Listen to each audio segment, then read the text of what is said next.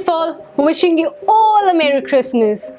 Hope all of you are doing great and staying safe.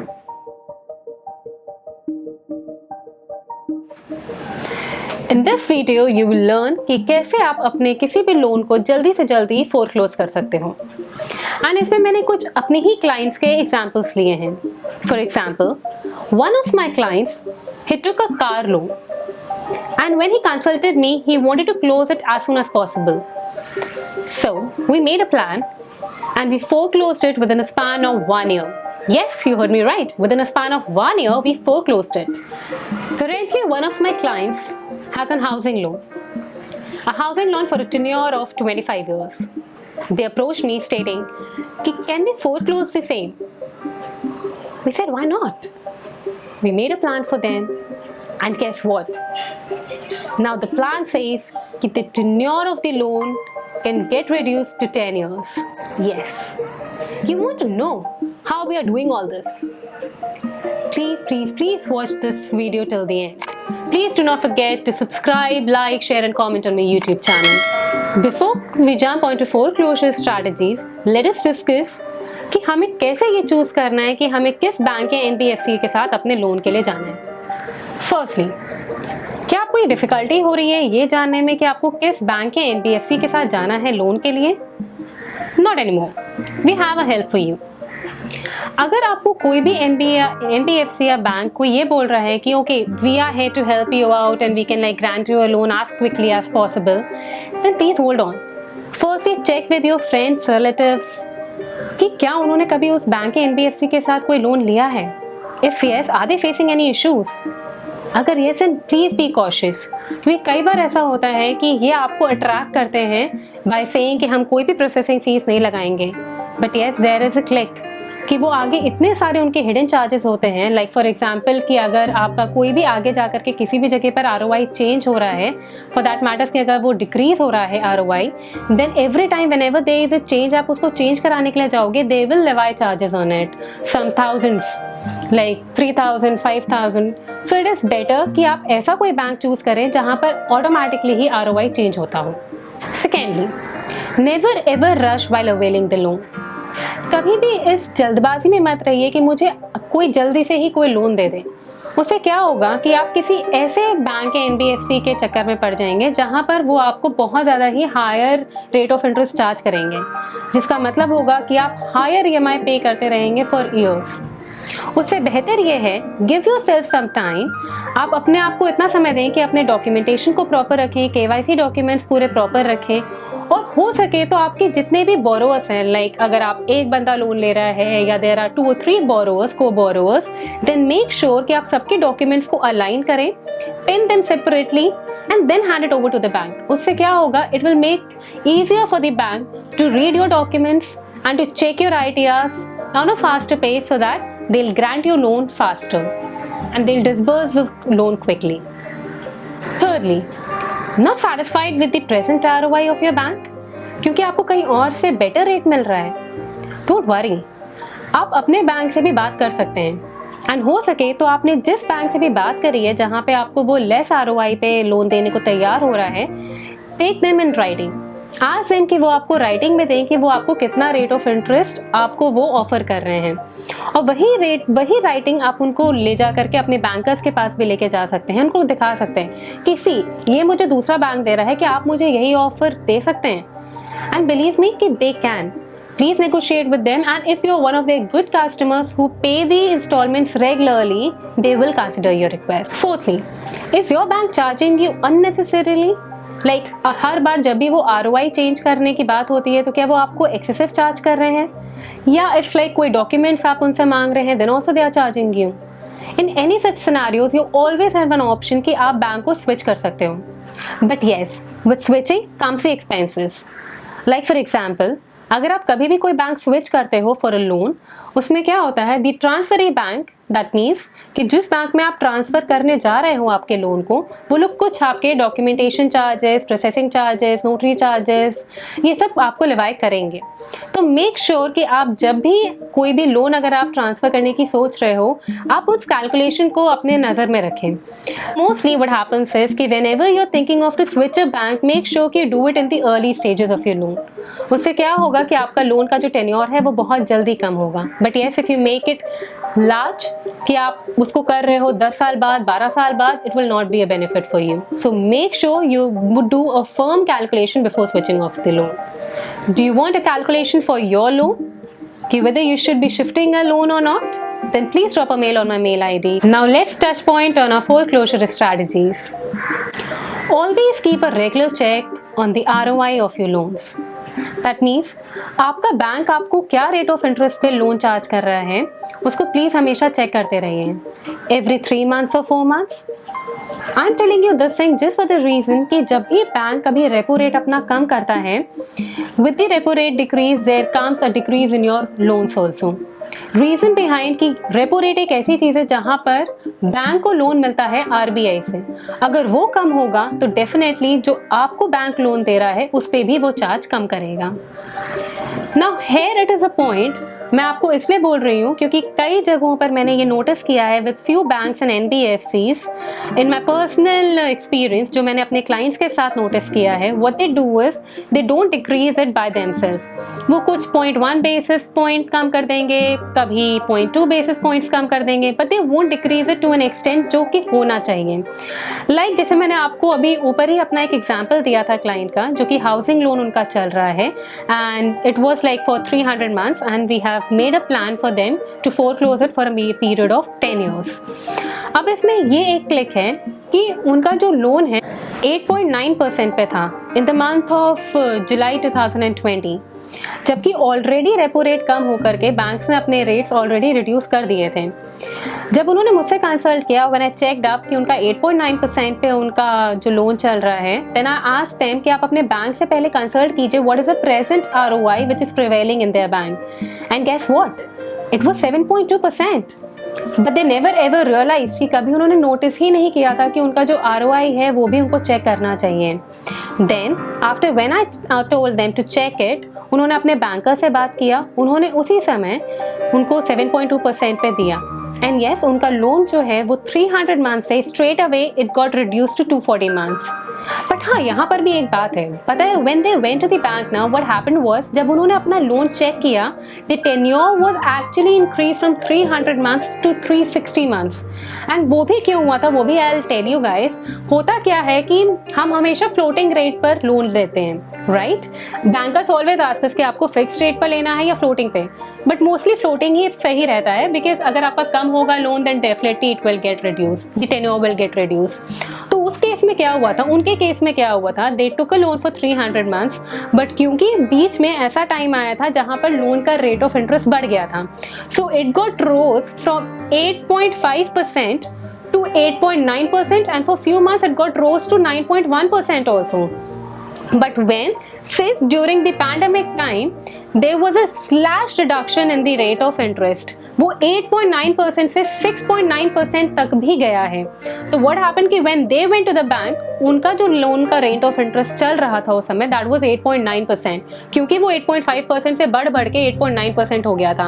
So they reduced it from 9.1% तक उनका गया था। They reduced it, मैंने आपको जैसे बताया था, हमेशा बैंक जब भी कम करता है तो वो 0.1 बेसिस पॉइंट या 0.2 बेसिस पॉइंट ही कम करता है।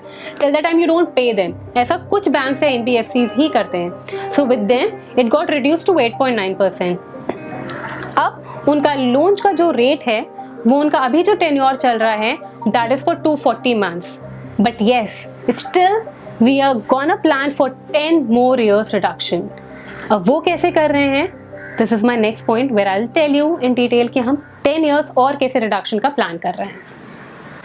Next up is please make sure कि आप अपने अंदर ये इनकलकेट कीजिए हैबिट कि आपका जो भी परसेंटेज आप सेव कर रहे हो अपने अर्निंग्स का, you are keeping some percentage of it in closing the principal prepayment of your loan. इसका मतलब ये है कि आप जो भी अर्निंग आपकी हो रही है उसका कुछ परसेंटेज, सपोजिटली लाइक 5% और 10%, आप हमेशा अपना जो आपका लोन चल रहा है, आप EMI तो पे कर ही रहे हो, एडिशनल में आप कुछ परसेंटेज अपना प्रिंसिपल का जो पेमेंट है, प्री पेमेंट है, उसके लिए भी निकाल रहे हो। इससे क्या होगा, फर्स्ट ऑफ ऑल सपोज कीजिए आपका अभी लोन चल रहा है 5 लाख का, आपने EMI तो पे किया 5000 का, I am just taking a very blur example, आपने 5000 का EMI पे किया, that is your EMI, but आपको उस पर से 5% आपका जो अर्निंग्स है, supposedly like if you take it as 500 और 1000, मेक श्योर कि आप उसको एडिशनल वे में और भी आप उसमें डिपॉजिट कर रहे हो। That means 5000 will be split up into your EMI के, उसमें आपका क्या होगा, कुछ परसेंटेज इंटरेस्ट में जाएगा और कुछ परसेंटेज आपका प्रिंसिपल में जाएगा। बट आप जो एडिशनल जो पे कर रहे हो, सपोजिटली 500 और 1000 bucks, what will do is कि बैंक क्या करेगा, वो 5 लाख में से स्ट्रेट अवे वो रिड्यूस करेगा। उससे क्या होगा, नेक्स्ट टाइम आपका जब भी जो भी आपका नेक्स्ट जो मंथ का जो EMI लगेगा, वो उसमें से 5 लाख में से स्ट्रेट अवे आपका जो 500 या 1000 आपने जो भी अमाउंट जो पे किया है स्ट्रेट अवे बैंक को, वो माइनस होगा, प्लस जो आपने ऑलरेडी EMI पे किया था उसमें से भी कुछ परसेंटेज प्रिंसिपल का गया होगा। ये इसलिए बोल रही हूँ क्योंकि आपको नेक्स्ट मंथ जब आपकी EMI लगेगी, आपको उसमें बहुत अच्छे से क्लियरली ये समझ में आएगा कि आपका जो इंटरेस्ट अमाउंट है वो स्लैश डाउन हुआ है। This will give you a boost कि आपको और ज्यादा से ज्यादा आपको प्रिंसिपल पेमेंट करना है। प्लीज बी श्योर कि अगर आप ये करोगे, your loan will get close on a very faster pace और आप फोरक्लोजर के और एक करीब आ जाओगे and you will foreclose your account very quickly. In this slide, I have explained in detail how we made a plan for my client to foreclose 360 months home loan in 120 months. So जैसे कि आप सब अपनी screen पे देख सकते हैं, ये 57 लाख में मेरे क्लाइंट ने अपना लोन स्टार्ट किया था at the rate of 8.5%. The tenure was 300 months और जो उनको उस पर इंटरेस्ट पे करना था over and above his principal amount, that was 57 lakhs. It was 18,69,383. This loan tenure was for 11 months. ये 11 months के लिए ही रन किया था at the rate of 8.5%, जो था नवंबर 2017 से लेकर के सितंबर 2018 तक। Then the ROI got changed from 8.5% to 9.1%, जिसकी वजह से टेन्योर भी इंक्रीज हुआ to 360 months। इसमें उनको जो इंटरेस्ट पे करना था that was 1,08,37,691। ये लोन खाली 3 महीने के लिए ये इस रेट पे चला है, that was from October 2018 to December 2018। Then the ROI got reduce to 8.9%। इस प्रिंसिपल पर आप जैसे देख रहे हैं, प्रिंसिपल थोड़ा थोड़ा सा रिड्यूस होता जा रहा है। So this tenure was for 19 months. 96,73,862 was the interest जो इनको इस वाले लोन पर पे करना था, इस इंटरेस्ट पर। अब आप इसको अमाउंट को चेक कीजिएगा, बिकॉज आई मेक श्योर कि मैं आगे आपको बताऊं कि ये अमाउंट कैसे हम इसे रिड्यूस कर रहे हैं आगे जा कर के। आफ्टर 19 मंथ्स जो कि इसका टेन्योर था, ये इस रेट पर इतने टाइम के लिए ही रन किया ये वाला loan. When the client consulted us, we asked them to meet their banker and the ROI got reduced to 7.2% because of the pandemic and all. The rates got slashed down drastically. आप देख सकते हैं इस case में उनका जो loan का tenure था वो 216 मंथ्स के लिए हो गया। अब इस केस में उनको 43,77,935 का ही इंटरेस्ट पे करना था, which is come down approximately like 50%। उनका यहीं पे ड्रास्टिकली ड्रॉप आउट हुआ है। अभी विल टेल यू कि कैसे उन्होंने और भी इससे भी ज़्यादा उनको रिडक्शन मिला है, कि कैसे हमने लोन का 10 ईयर्स में क्लोज करने का सोचा है। We asked him to make a prepayment of 20,000 above over and above his EMI, that is 45,000 is already paying, जैसे कि आप देख सकते हैं दिस आर लाइक अप्रॉक्सीमेटली। तो उसमें 20,000 if we add, that is 65,000 अब वो पे कर रहे हैं। If he makes a prepayment of 20,000, then he can foreclose his loan within a span of 10 years.